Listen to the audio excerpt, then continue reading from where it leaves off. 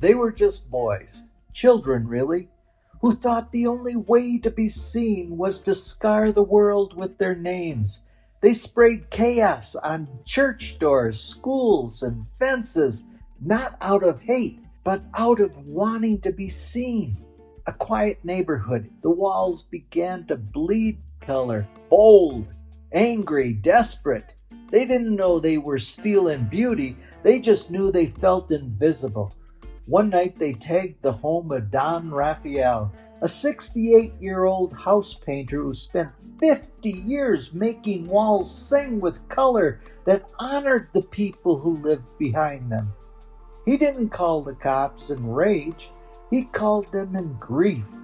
And when the boys stood at his door shaking, he didn't yell. He looked at their hands and said, "You have good hands, strong lines, but you're painting on someone else's dream. What if you painted with them instead?" The city didn't arrest them. It offered them a choice. Clean what you broke or learn to build something better. The choice was theirs. They chose the brush. At first they rolled their eyes, but with Don Raphael's help, the youngest, Angel, mixed blue and green and made a hummingbird so real it startled him. Louis found peace in the quiet drag of a brush, quieter than the noise in his head.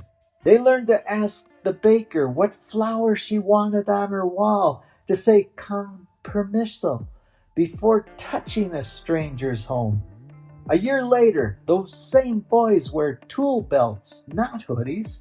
They don't hide at night.